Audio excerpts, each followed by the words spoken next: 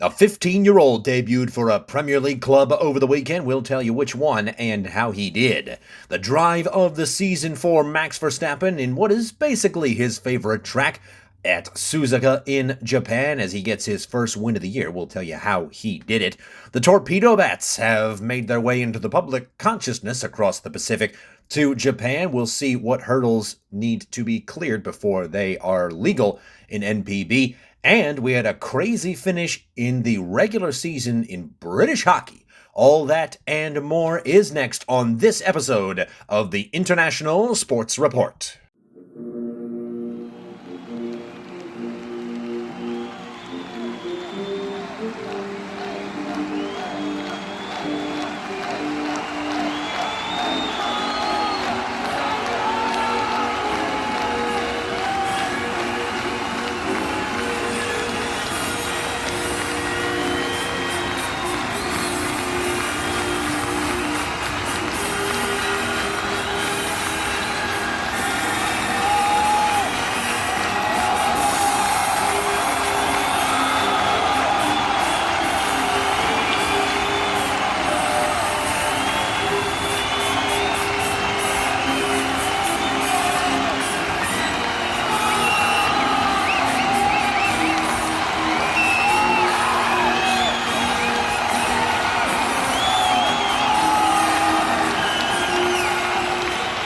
Hello and welcome to this episode of the International Sports Report for the week of April the 9th of 2025. My name is Marshall Lamert. This is Matthew Giesecke. To my left, we are, 3 episodes in by this point. Yep. Yeah, feels like it's going well so far. We're working out the kinks. Hopefully you're enjoying the series so far. Let us know in the comments down below any suggestions you've got, and we might take them under advisement if they're good ones. If they're not, leave. I'm kidding. No. Stick around. We got a lot to get into today. Before we do, I told you what we've already got on tap for today's show. We're going to do our top stories, touch on the scoreboard from the games of the week last week, as well as telling you the new ones coming up this week as well. And MG hasn't even seen those, so those will be fun. But we'll also be deep diving into the music of Asian baseball, and hockey will be making its debut on the International Sports Report. That'll be coming up right at the end of the show. Very excited for that. And we'll also be diving into the limited real juiciness of the Japanese Grand Prix this past weekend. Max Verstappen won. Big deal. He always wins at Suzuka. But we'll find some talking points. Anyway, before we run out of time on this episode, let's get into it. We begin with age as our top story. A 15-year-old debuting for Leicester City, your Foxes, this past weekend. Did you watch? What did you think of it? I did not see his debut, but I watched enough of the match to confirm what I thought was going to happen. I am incredibly pleased for manga getting to making an appearance. I mean, even this Premier League side, and I use that term generously. I mean, getting to make an appearance at that age is astounding, and I can't wait for the money that Manchester City is going to pay us for him. So cynical. Oh heaven, God! Let's hope MG's wrong, but this is the lowdown. Been a fan, been a supporter of the Foxes for a decade now, and I have never seen professional athletes look as defeated as this Foxes side. And he's seen and Chicago at the end of the Cubs day, it's a before. job, but man, do they not care. Yeah. We are going to tear into, I think, a couple teams at the end of the Premier League season. That should be fun. Then we'll get your rants out for sure. But the lowdown on Jeremy Manga, 15 years, 270 days old. Second youngest ever behind Ethan Nwaneri, 15 and 181, who debuted for Arsenal. But Manga comes on in the 72nd minute, and I thought this was the most interesting bit. I wasn't sure if you caught this in your research, but he wore a blank shirt due He to did. legal reasons because a 15-year-old is not of gambling age, and the main kit sponsor is a gambling company. Good Lord. Which, That's invites the question of should we be having these gambling sponsors on the shirts or in the stadiums to begin with? we are making a great running list of rant topics. So Yes, we are. I'm gonna keep Coming these to a going. special edition international sports report near you. Yeah, and we will be destroying like so many things.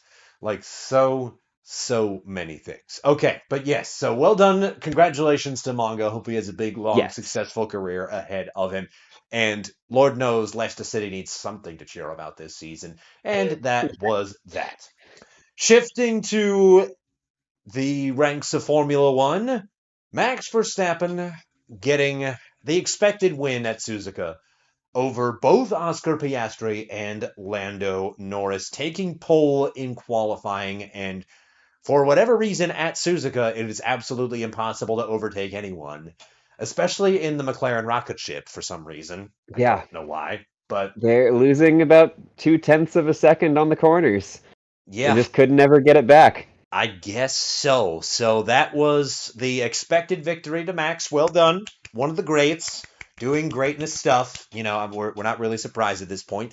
But three No. different race winners to start the year. So at least there is that. He also overshadows Yuki Tsunoda's return to Red Bull and in his home race as well. He finished, I believe, in 17th. And so just not really a big day for Sonoda, but a great day for Red Bull nonetheless. And in point of fact, I wonder if do you really want to dive into anything else about that race? What else is there to say other than Max won? There, I enjoy I greatly enjoy the Japanese Grand Prix Yeah, it's a great for track. the history and the tradition. It's a beautiful track, beautiful Yeah, course. I love having an overpass. but There's just nothing to say.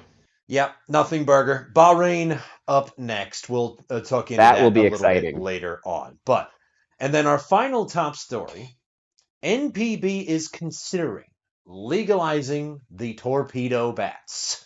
Yes. Oh boy, taking the world by storm after a 9 home run performance by the New York Yankees a couple weeks ago in MLB action.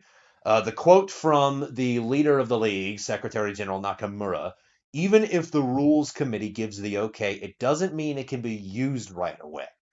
It would be unfair if there was variation in the timing of use. We need to contact the manufacturers, and there will probably be trial runs. I mean, it moves at a Japanese pace. That is kind of to Yes. be expected. They still use fax machines over there, in an interesting fact about that highly advanced, highly progressive country. So these torpedo bats. Yeah, It's very interesting. Baseball is, as a rule, not a sport that likes change.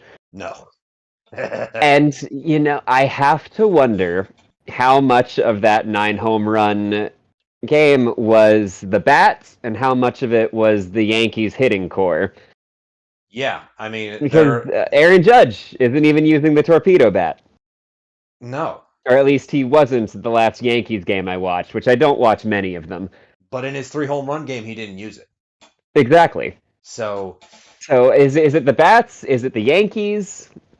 And I mean, I let's can only think of one other bat change in our lifetimes when they added that golf ball divot at the top. yeah.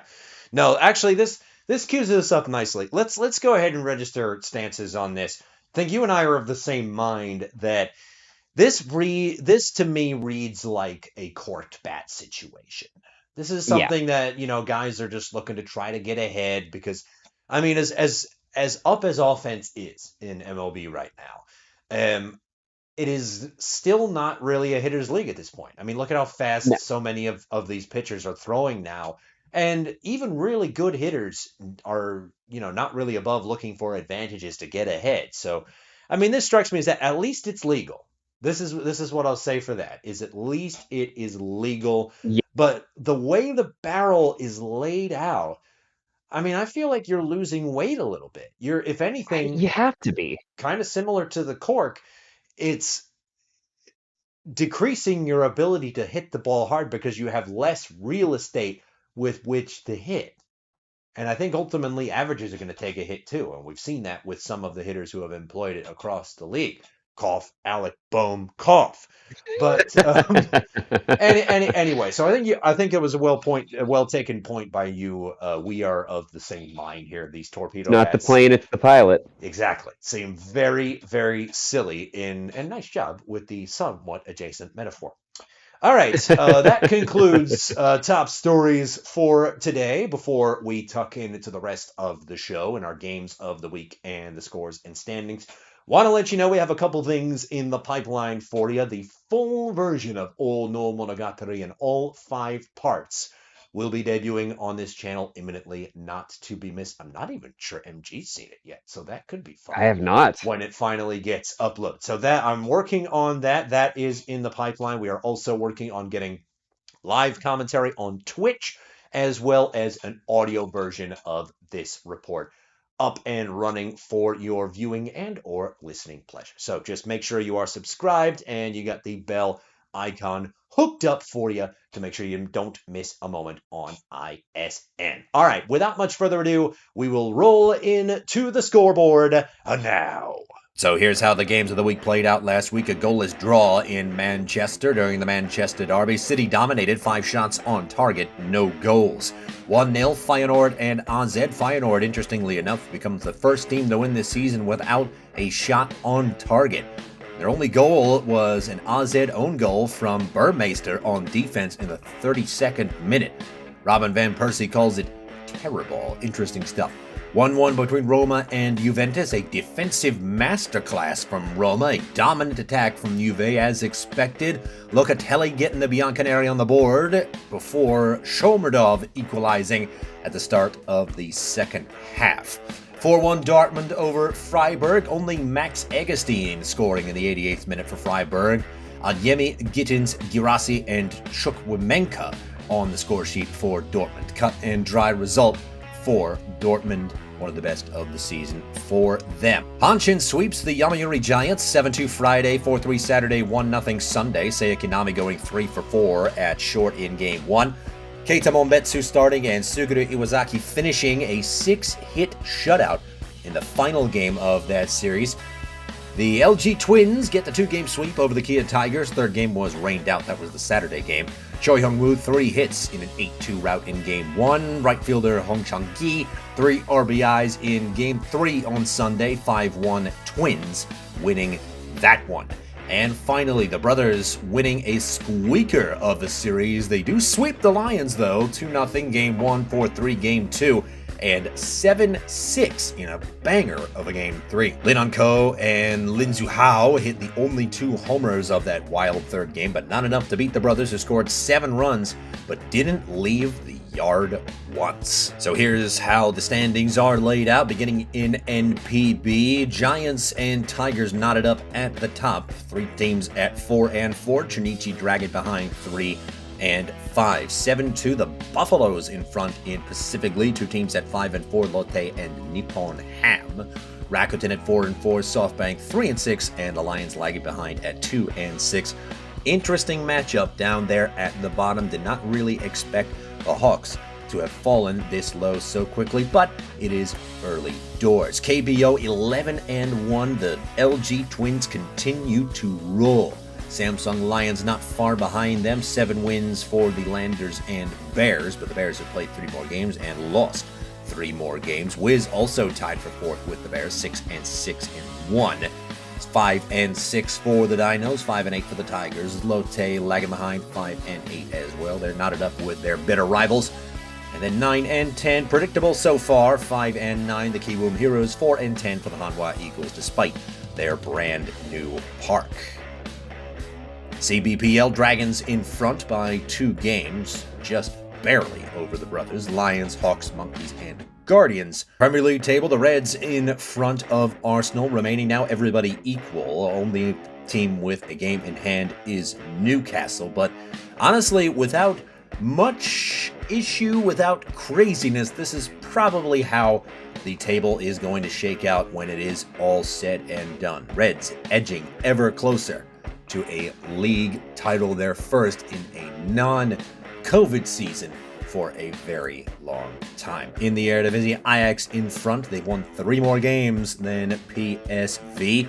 They lead the Eindhoven outfit by 9. Feyenoord behind them by 5. Utrecht behind them by just 1 win. And then FC Twente rounding out your top 5, but only just, because AZ and the go-ahead Eagles are inching closer to that 4th spot. Utrecht may have a target on their back. Bottom, Willem II, RKC Waalwijk, and Almere City. No changes there. Best title race of the season in Serie A in Italy. 3 points separating first and second. And then behind them, only just Atalanta 58, Bologna just behind them by 157, Juventus 56, Lazio 55, Roma 53, and Fiorentina rounding out the top 8 on 52.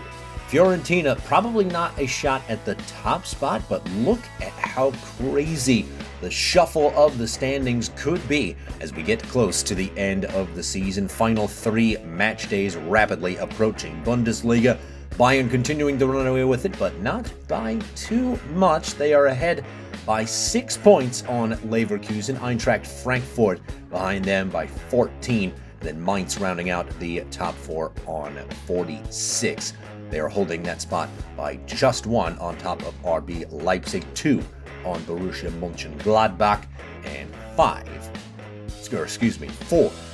on SC Freiburg. Forest and Everton duking it out in our first of the many games of the week, Saturday 10 a.m. Eastern. A very scrappy Everton side against Forest, looking to stay in the top 4 with Chelsea looming. Battle of number 3 versus number 15. Everton, of course, on the button of relegation. Into the Netherlands, Utrecht versus Groningen, 4th versus 11.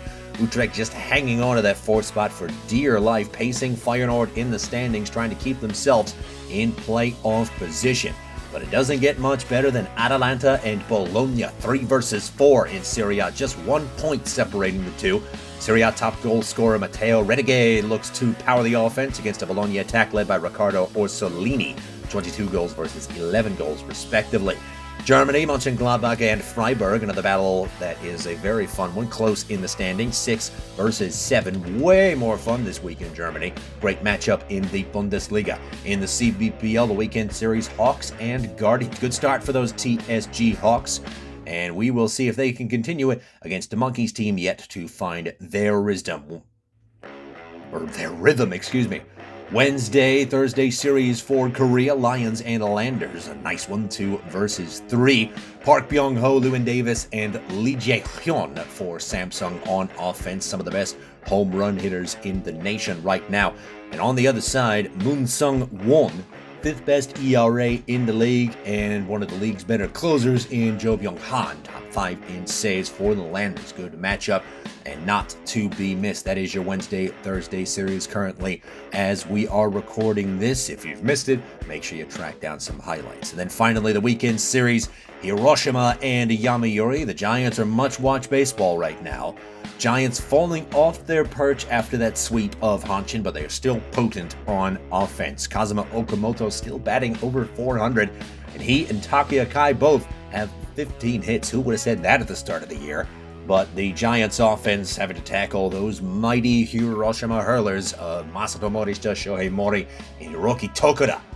Morishita rolled on Friday in his last outing, 8 innings, 4 hits, no walks, no runs against the defending champs, the Yokohama DNA Bay Stars. Those are your games of the week for the week of April the 9th here on ISR. So as we move swiftly on in this edition of ISN, here early on in April, we got to touch on the nothing burger of the Japanese Grand Prix a little bit, because we do owe you that much as amateur though we are sports journalists. So First point that I've got knocked down here. I mean, Max and Suzuka, PB and J.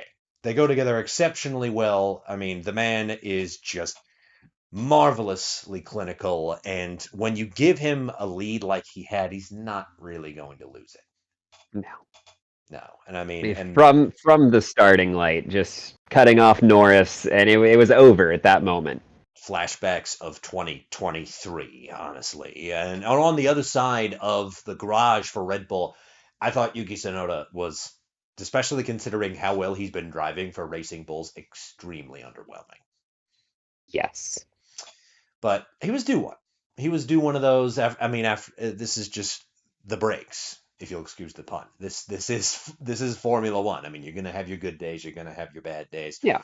But again, he just seemed like he was a little overwhelmed in the pomp and circumstance. But Yeah. I yeah, think Red Bull needs to accept that, or just face the fact that they made an extremely fast but very, very difficult car to drive. they definitely did, and we weren't going to get our answer straight away on whether or not bringing in Sonoda for Liam Lawson was going to be a good decision. I mean, Lawson was right down there with him in the bottom feeders. Yes. At this point, I think Bahrain's going to be very, very telling. But that was the note on Sonoda. We got to give props though to so far. I'm not sure where you are on this, but this is my favorite driver to watch in the year of our Lord 2025. Kimi Antonelli, top 10 in Yes. points again. Three Yes. races into the season. My word, He this kid like is something incredible. special. Yes. Yeah.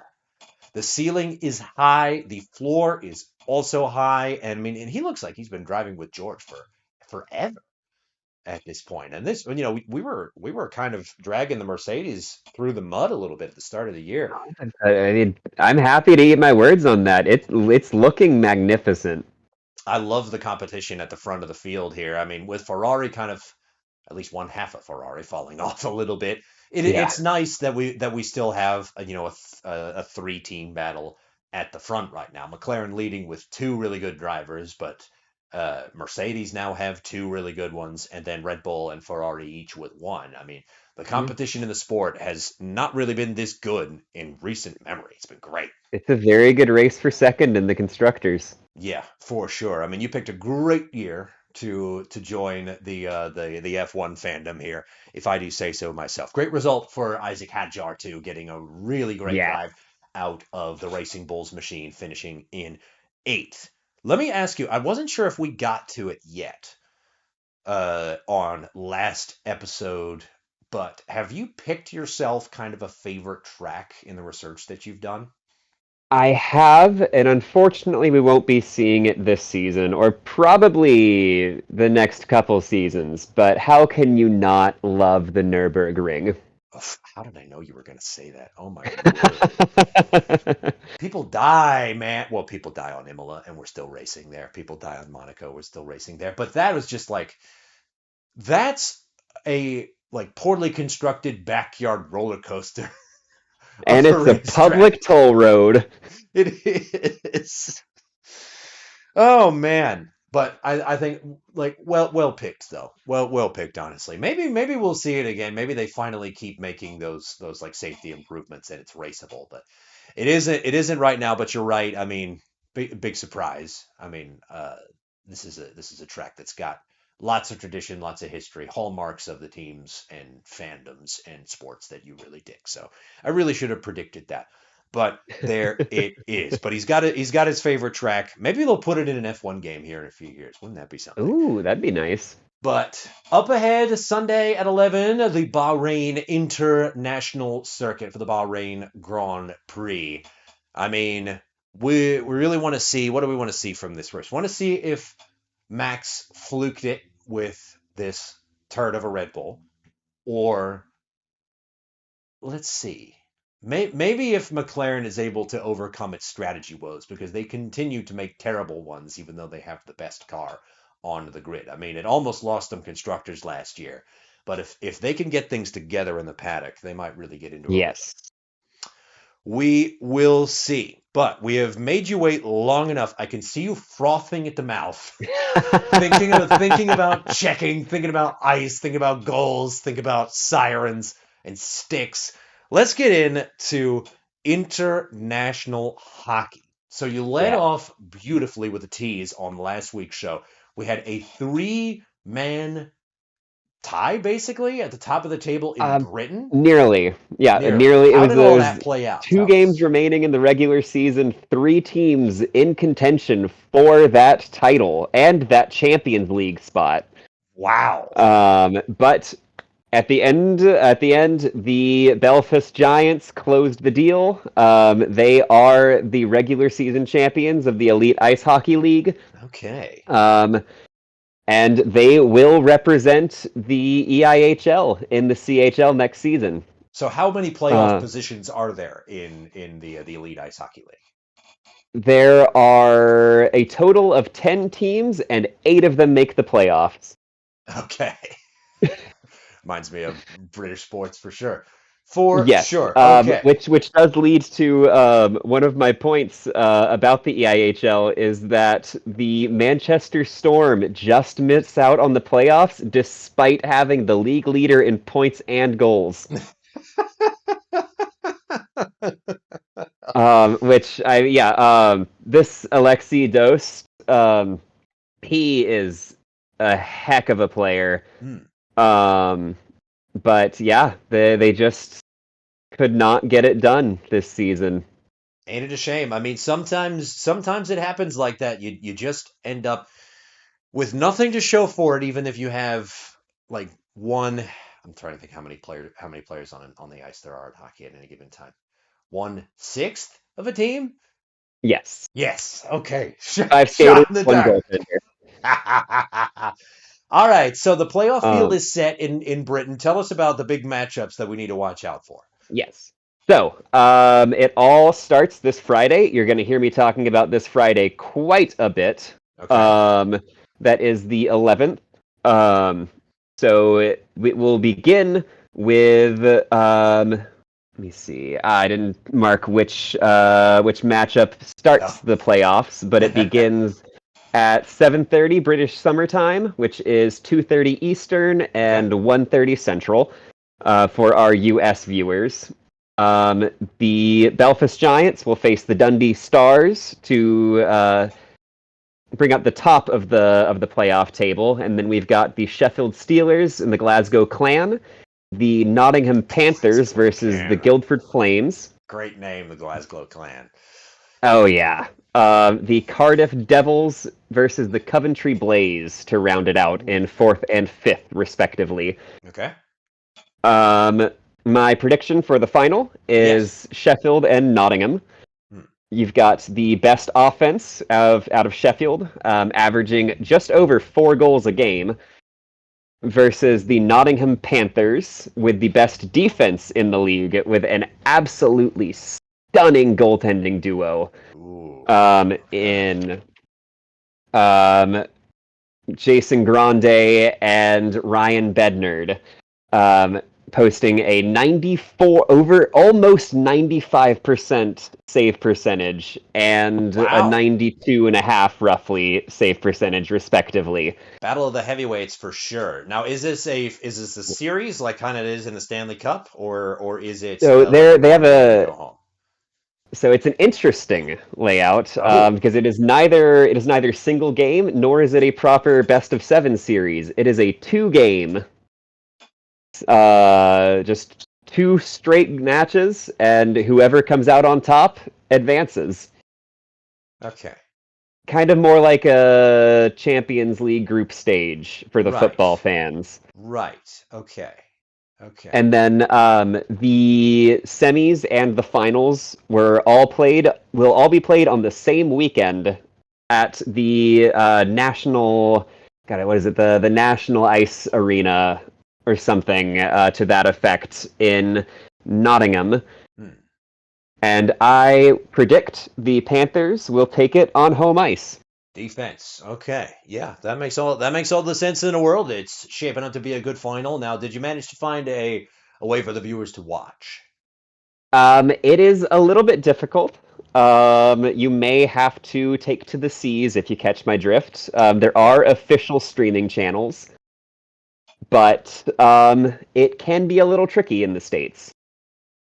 All right. Well, I mean, we've run into something like this before, in plenty of different sports. So I mean, it is what it is. Broadcast rights gonna be what they are. But you have really compiled a lot on some of the other bigger leagues in Europe, in particular. I see a couple of powerhouses that I would say I'm fairly familiar with, like at least from the Yes. countries that I expect would be good, but a couple that I do not. So tell us where we want to take us to next. So we're gonna turn next to Germany with the Deutsche Eishockey-Liga, Mm, where a running theme you will see is that we're coming up to we're fairly deep in the semis okay, in most European leagues. Some of them just starting the semis, some of them about to start the finals. So we'll bring you some more on that next week. But absolutely. in Germany, we've got the Berlin Ice Bears, the Eisbären, who Nice. swept the Mannheim Eagles 4-0 in their semifinal series to advance to the final. And then in the other side, we've got the Köln Sharks, the Kölner Haie, who are up 3-1 on ASC Ingolstadt. Their next game is on Friday. So at the time of this video debuting, you'll have a day to figure out some viewing plans. Excellent. Where are we headed to Yes. next? In Finland, in the Liga, the Hmm, semifinals will begin on Friday again. nice. A lot of hockey, a lot of European hockey happening this Friday. Luko and Saipa will begin their series, as well as Ilves and Kalpa at 11:30 at Eastern, 10:30 Central. Nice. Okay, I love the flex. I'm assuming that if Liga is just the name, like we're not going to talk about hockey, we're not going to put hockey in the name at all in Finland. If people are just walking on the street, going to talk about hockey, they're like, "Oh, you've been watching the league. You're watching the Yep. league." Yeah, I love that. That's cool. I admire the Oh confidence. yeah, All yeah. right, so Finland is an where we headed excellent to the hockey Czech country. Republic next? Yes, with the Extra Liga. Again, just you know what sport it is Yep. if you're talking about it. Kometa Brna are leading Sparta Prague 3-2 in their series. The next game is again on Friday, noon Central or noon Eastern, 11 Central. And Pardubice is up 3-1 over Montfield HK, and their game 5 is also on Friday, Well, I noon got to Eastern, tell you, 11 Central. at this point, like watching this at home, like you're not gonna do any work sitting in your office anyway. So you might as well turn on some European hockey in the middle of the day on Friday, right? You It might makes as all the well. sense in the world. Absolutely turn that on. All right, and then finally we finish in a very hockey-rich country in Sweden.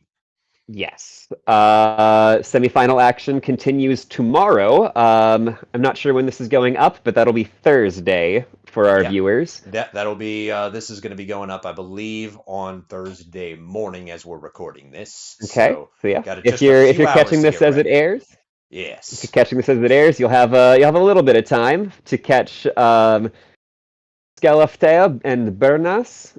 Their game 4 will be at 2 Eastern, 1 Central. Um, Brennas is up 2-1 in their series. And then, guess what? On Friday, you can catch game 4 of Frölunda and Luleå at 1 Eastern, 12 Central.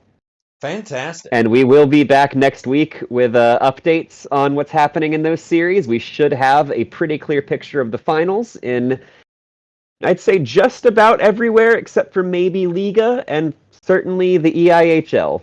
Yeah. So we will definitely be having an all-encompassing report on that. MG will be watching that like a hawk. So we're looking forward to seeing Absolutely. how those games play out. And I think above all else, I'm excited to see if there's some future NHL talent playing in some of these games. And I would say the Oh, you likelihood can bet on it. is quite high. Yes. All right. Well, that was incredibly fun. bravo to you for doing your linguistics homework by the sounds of it. That's what I, you're I supposed to do I when you feel do good this. about all of them but the Swedes. Well, I mean, what even is Swedish? I think it's a made up language.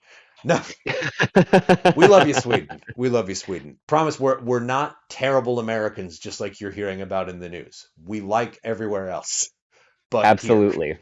but here. Yes. All right, all right. Now, before we get too into politics, our final deep dive here, bringing in a newer segment here, educating the viewers at home and my partner here as well. We want to talk about music in sport. This is an interesting thing. So I'll take you back a little bit to 2020. I was really down on MLB. I think I just kind of like gotten back into it a little bit up to that point. Obviously, I've loved baseball all my life, but this was it was a weird time for the Phillies, but also a weird time for humanity. So we had the pandemic going on, and also the MLB lockout happening at the same time. And I says, okay, where am I going to get my baseball? And I found this. I found this in Japan, and I was like, I just fell in love almost instantly. And pick anything about NPB and the way the Japanese view baseball. But one of the things that really stuck out to me is the use of music in game and how it is related to the game and how it plays out, and fandom, I think, in the game as well. So you've had a chance to look at a few things regarding this particular topic. So what are you leaning towards right now? What is jumping out of your first impressions when you look at a professional baseball game with music going on in the background live? Oh, I absolutely love it. Yeah, I completely adore it. It's a much more European football feel, much more European hockey feel, as you'll come to understand the more and more you see. yeah, Because those Swiss fans, the German fans, the Czechs, I mean all of them. It's incredible atmospheres versus this. And I mean, I would compare that and the NPB crowds and yeah, everything to something much more akin to a college sports crowd in the States versus the sanitized corporate NFL, MLB, NHL, You're hearing NBA, Gary all of Glitter those. rock and roll part two for the umpteenth gazillionth time over the loudspeakers. Yeah, Yeah, it's it frustrating. you just you just can feel the fans care so much more. Yeah, And that's what sports should be about. absolutely right. Incredibly well spotted on your part, and I agree. I think it's the other thing that stood out to me as I began to research this and fall in love with it. I have a buddy of mine who might be watching this. You know who you are. You are the biggest weeaboo I've ever met. But he introduced me to concert culture in Japan as well around the same time. And I don't know if you watched any videos of Japanese rock concerts before, but even the movement of glow sticks is coordinated. Like they are moving with the music and giving their energy to the performers via the use of the glow sticks. And this is what always that what how music it seems to be used for like by me. Seems to be how music is used for these games because you're trying to urge your players on, and especially in baseball and like you said in European football as well, when each player has their own song. Yes. And when you play that song with a marching band behind it and you have lyrics that are unique to you and you hear this song every single time you come up to bat, I mean, you can play this song when you're in your 80s trying to get out of bed and it will get you out of bed. I just absolutely adore that about it. I mean, Yeah. and the other thing it reminds me of is movie soundtracks and how I mean, music makes anything epic. Music can make anything way more epic than it actually is. The clip I always love to demonstrate that is you ever seen the opening of Shaft without Isaac Hayes' theme? I have not. Where it's literally just a dude walking around New York with no sound and it's not No. compelling at all. Ugh. It It's sounds terrible. what is terrible. It's eerie. It's eerie, and this is why baseball games should not be quiet. They should No. not be quiet. And they are in this country. They feel like golf games sometimes. And Yes. yes, I will roast golf. I will roast golf. I'm going to add that to my rant list. But they shouldn't sound As like will that. I. This is electricity. This is Yeah. one of the most beautiful sports in the world that is just so wonderful with great music attached to it. And I wish I could actually play it for you right now. But our production capabilities here are somewhat limited. So maybe as we look further down the line, what I will do is I will link down below in the video comments a playlist of some of my favorite fight songs and cheer songs from NPB, and you can listen along to them for your viewing pleasure. But it's really incredible. I mean, new lyrics are written almost every single year. Some players have 5 or 6 different fight songs over the course of their careers, and it's wonderful, and it happens in down to the high school ranks too. That's not a foreign concept to us because marching bands are everywhere in high school sports. Yeah. But it's awesome. It's incredible. So before we close here, MG, I'm going to put you on the spot one more time. Obviously, like, you can think about what your walk-up song might be. That's a thing that what the American fans can probably do without too much trouble. I have mine, my wife has hers. You can think about that. But if you had to choose a song for your fans to play for you every single time you came up to bat, which would Oh. you choose? Oh man. Let's say also say the lyrics are changed too to fit like being about you getting a hit. Oh man.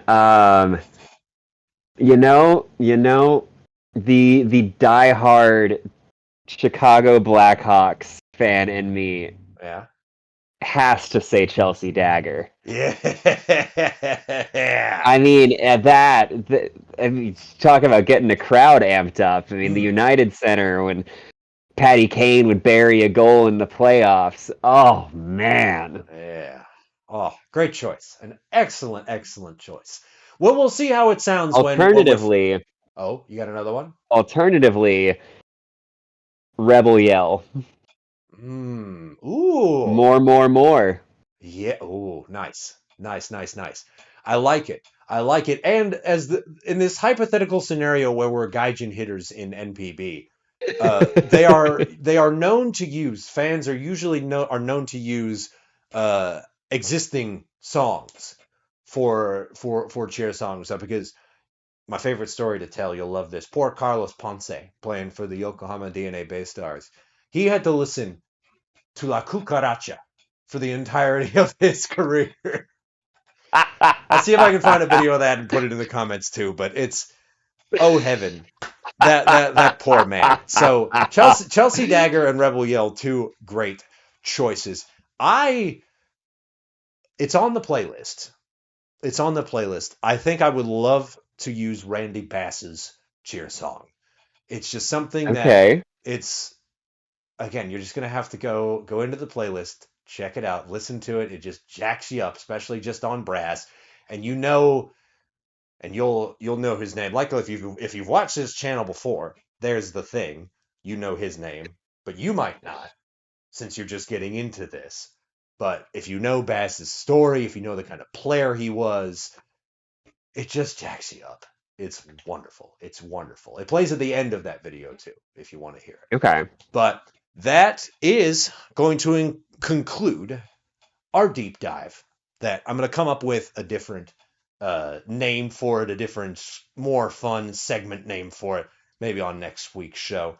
But, and with it, our time together, it will come to an end. A jumbled mess of sentences, but there it is. It's getting late on the East Coast here, and I've still got some editing to do. On next week's show, we will be educating my dear friend MG on a legend of baseball's past, a name he's never Can't wait. heard before, and we're going to give him a little history lesson. So make sure you don't miss that. Also, more hockey. We're going to get all the updates for you on the semifinals and finals looking ahead in the European circuit.